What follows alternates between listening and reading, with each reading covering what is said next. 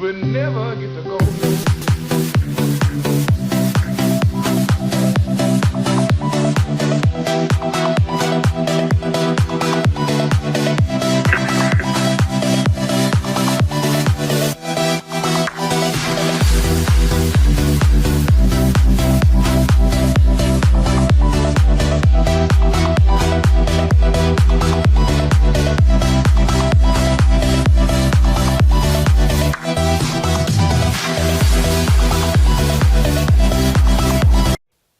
I would appreciate it if you could please go over and click on the subscribe and hit the notification so you can know next time we have something new coming on. And sorry for the interruption, but back to the show.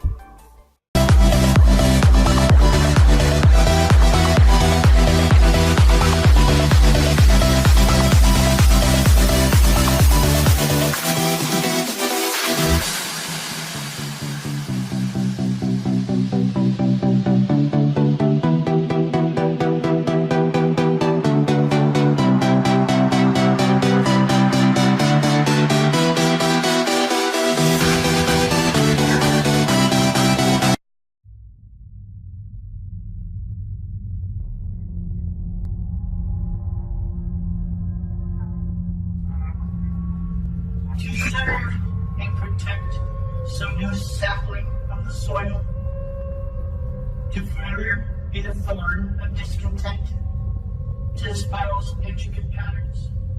I loved it. I still do. But it betrayed me. Or did I betray it? For I can never look upon. I can't even verbalize it. For fear it may hear me. I can never, in its perfection, find flaw. So I must be the flaw. I did not start the spiral. It started me. It is the mother and father. It is the lover and the foe. To put this simply for those that are lost, I am not a being. I am an event. An adjective to reality's noun. I am not real. I only sustain my existence by feverishly reading rippled patterns. But yet when spirals, these anchor my very existence. Sometimes they weaken and I fade. Other times I explode. Why such an entertainer? Because I simply cease to exist. I have a clear dim one, true, sent descendant of what you footprints, we call God. Born from the fires of the first insurgent. One time, I'm sorry, I cannot say it. I loved, I fought, I murdered my own brethren. My betrayal to all I experienced, as all do in war.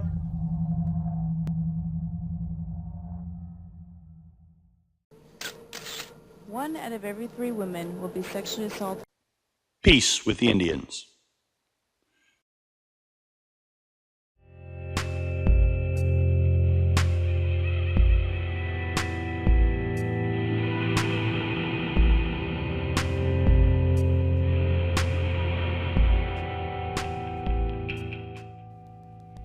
When Peter Minuit retired, troublous times came to the colony.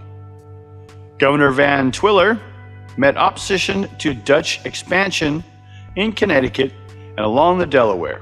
His successor, William Kieft, arrived in 1638, found himself faced with the necessity of arousing a sluggish population to fight the Indians.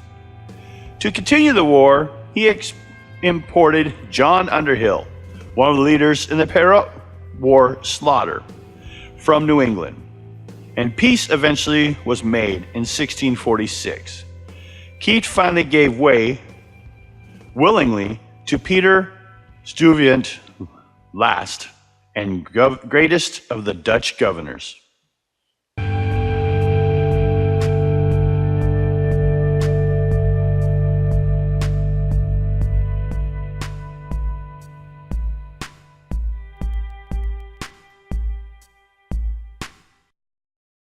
in her lifetime.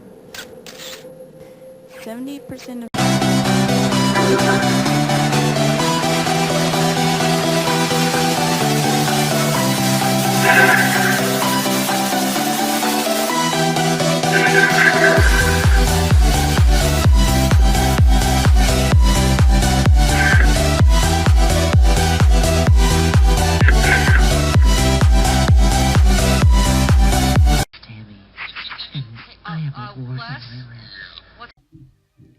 Honey Island Ape.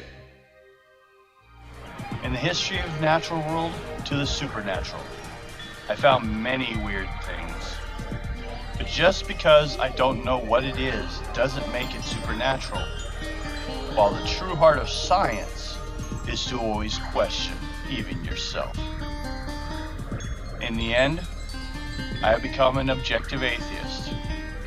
I am an atheist, but I want there to be more.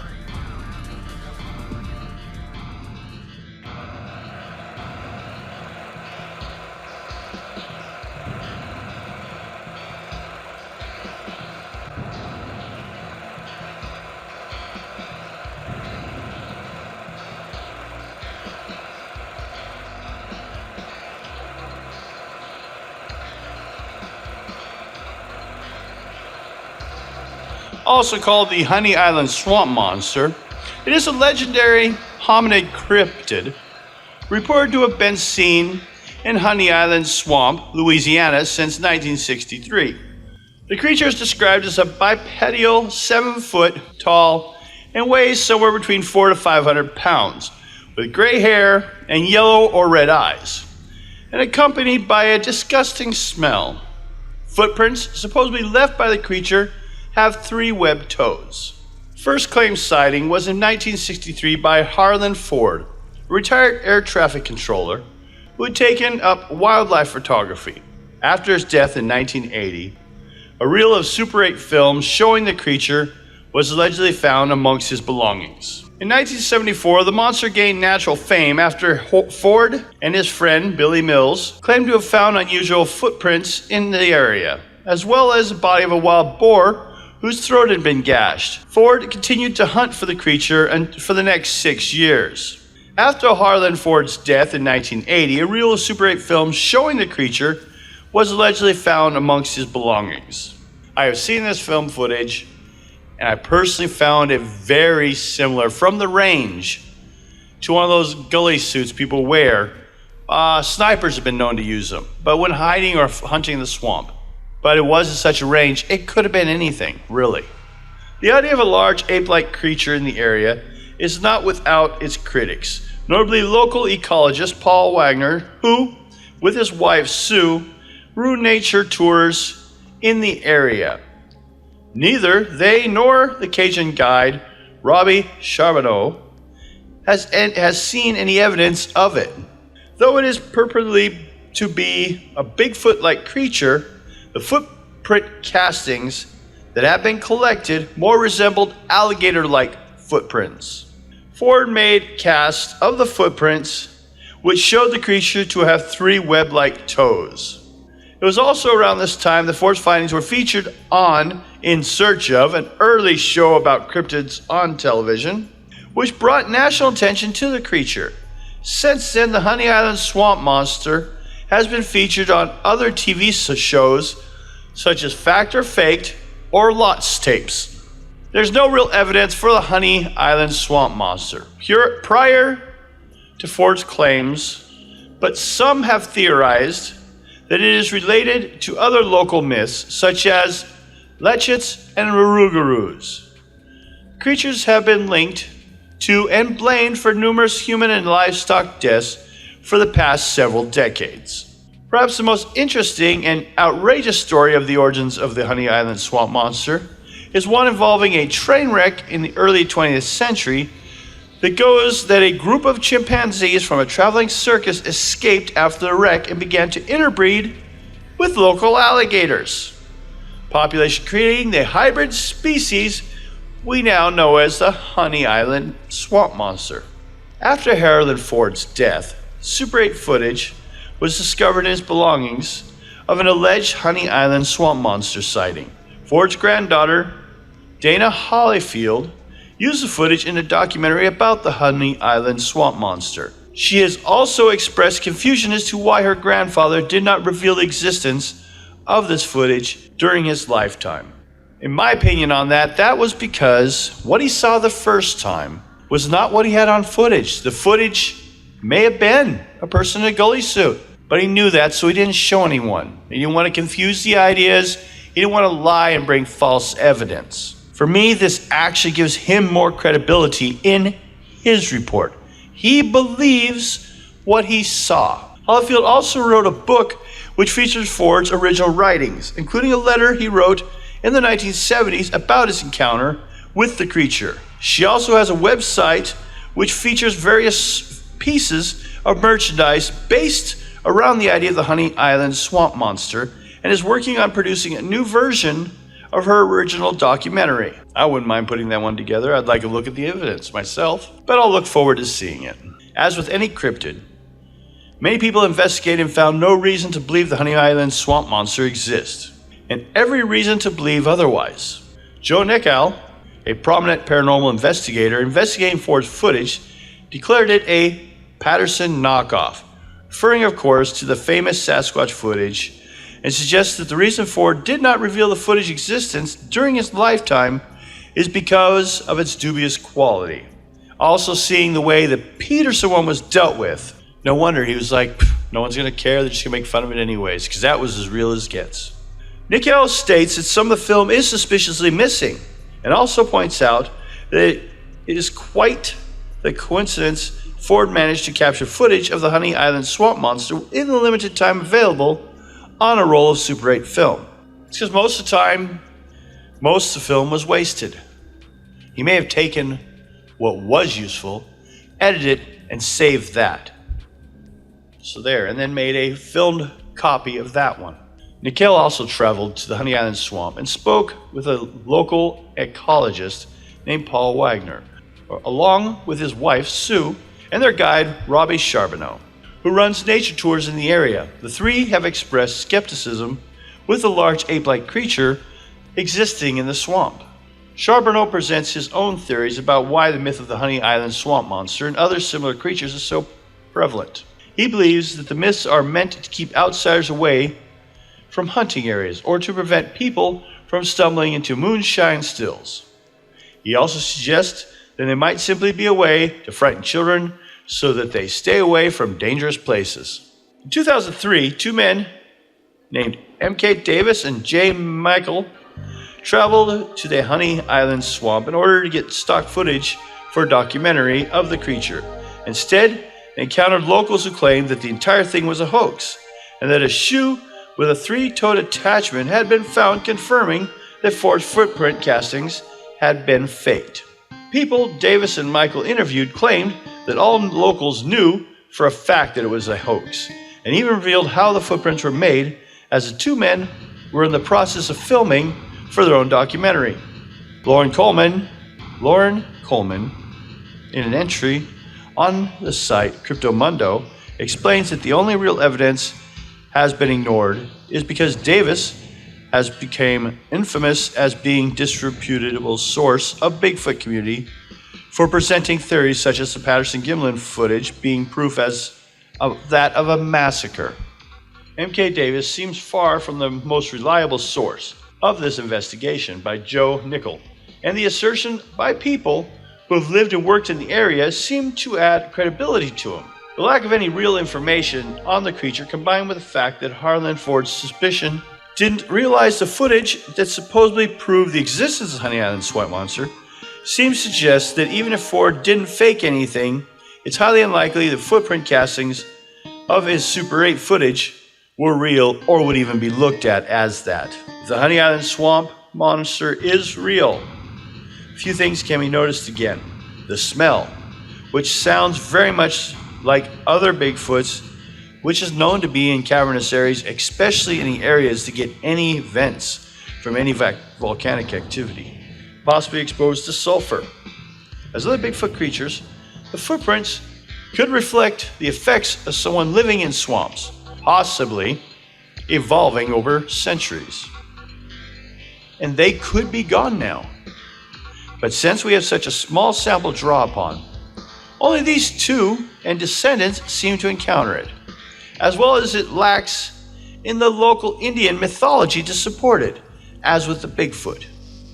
This seems to reflect an individual instead of a pack of animals, so may have been a mutation of everything that Bigfoot or humans, and again, may not even live now.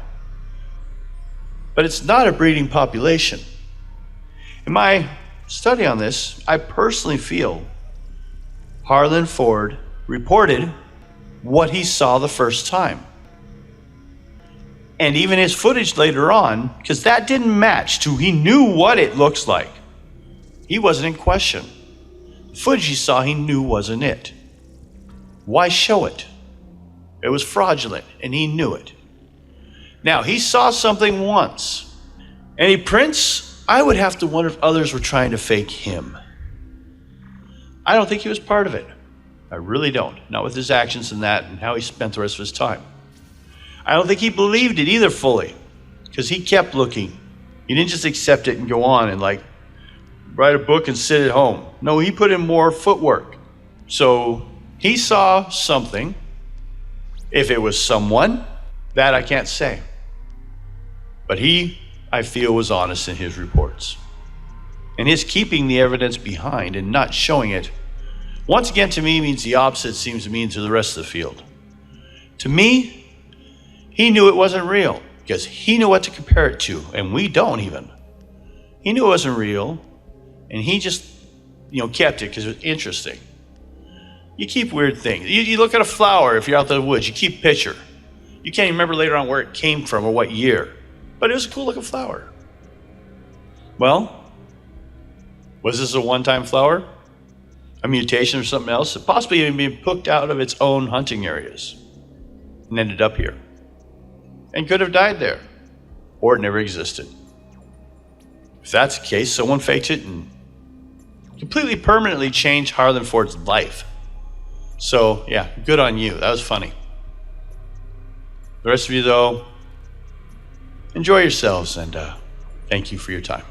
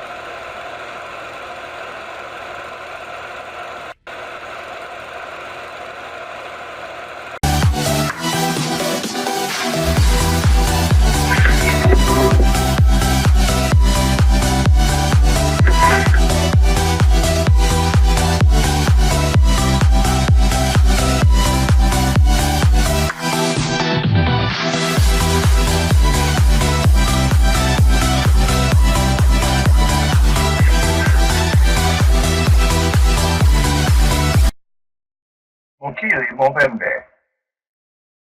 Welcome to Damn Weird. And in this, I'm going to attempt to organize my collective thoughts on various unusual events and things and people that have occurred and things I've studied. Just a way to organize them here onto YouTube for me. Now we're going to start with some of the easier things, simply because we need kind of a foundation for our studies, for something to look at. These are things that maybe shouldn't exist, but do. Mokili Movembe means one who stops the flow of the rivers. The legendary water-dwelling creature of the Congo River Basin in folklore, sometimes described as a living creature, sometimes as a spirit, and loosely analogous to the Loch Ness Monster of Western culture. It is claimed to be a sauropod by some cryptozoologists. Expeditions mounted in the hope of finding evidence of Mokili Movembe have failed, and the subject has been covered in a number of books and by a number of television documentaries, including skeptics Robert C. Carroll, report of the Mokili Movembe, have been circulating for the past 200 years. yet no one has photographed the creature or produced any physical evidence of its existence. Mokili Moembe and its associated folklore also appear in several works of fiction and popular culture. Mokili Moembe supposedly resembles an Apatosaurus, which lived more than 65 million years ago. Everyone pretty much knows by now that dinosaurs died quite a while back. In fact, more than 65 million years ago, give or take. Massive, powerful, and awe-inspiring, they have been popular for years, appearing in countless books, movies, and dolls. But what if they still existed? The idea of a still living dinosaur has captured the public's imagination for well over a century. Sir Arthur Conan Doyle's creator of Sherlock Holmes published a 1912 book called The Lost World, set in a remote Venezuelan jungle where dinosaurs still survive to modern times. Dino revival films and books such as Jurassic Park were inspired by Conan Doyle's work. In fact, the sequel to Jurassic Park was titled The Lost World. That was fiction.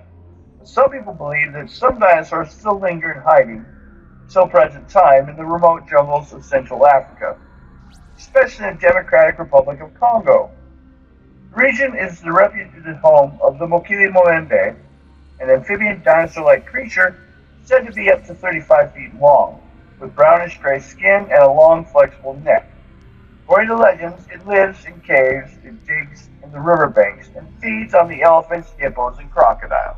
While dinosaurs have intrigued people all over the world, Central Africa is unique in that it is the only place where many people really believe they still exist. Daniel Laxton and Donald Prothero, authors of Abominable Science, Origins of the Yeti, Nessie, and other famous cryptids, researched the Mokili Moembe in depth. They note that though the rumors of this enormous beast in the Congo region date back to at least the 16th century, the idea of an elusive African dinosaur, still like animal, seems to have developed only after the discovery in the 19th century of a fossil dinosaur.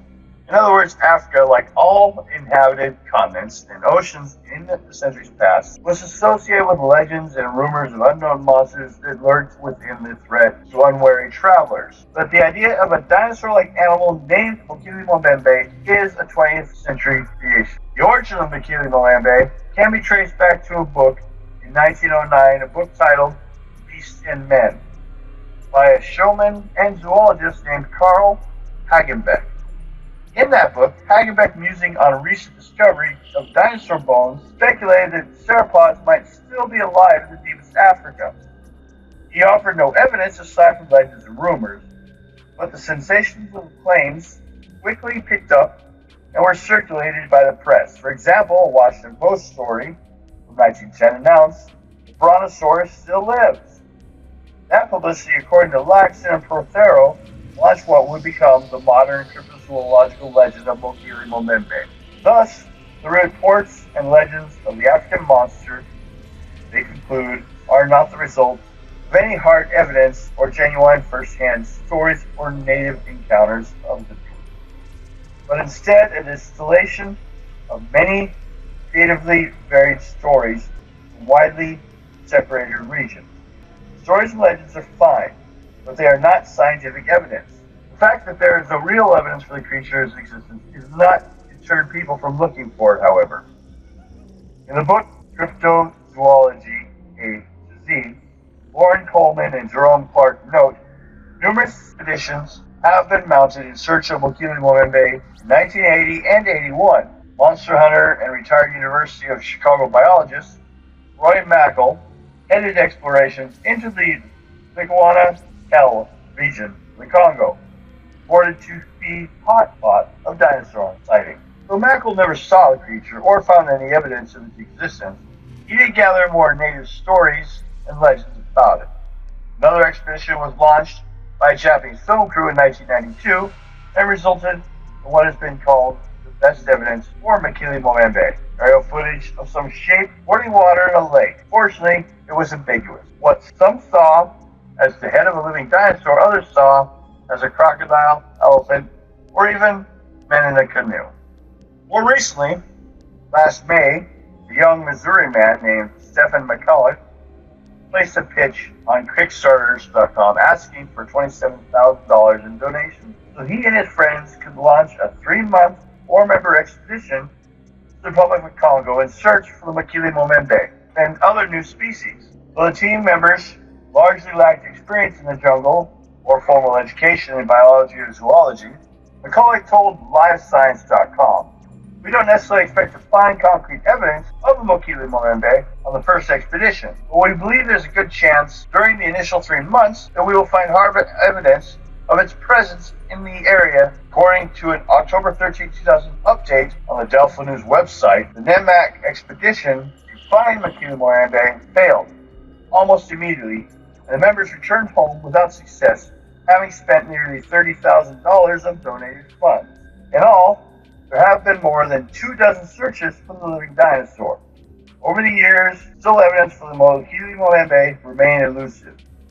There are no photographs or films of the creature, no bones or teeth. No evidence beyond stories and anecdotes. The modern world of Google Earth and ubiquitous cameras and cell phones, it is highly unlikely that dozens or hundreds of dinosaurs, there can't just be one, that's less than 65 million years old, exist, but have somehow never been photographed or even found dead. It's strange that as advanced and more cameras become available to capture the world around us, we also create all the tools and technology to falsify the evidence as well. 2 steps forward, 2 steps back. Photos won't convince anyone these days.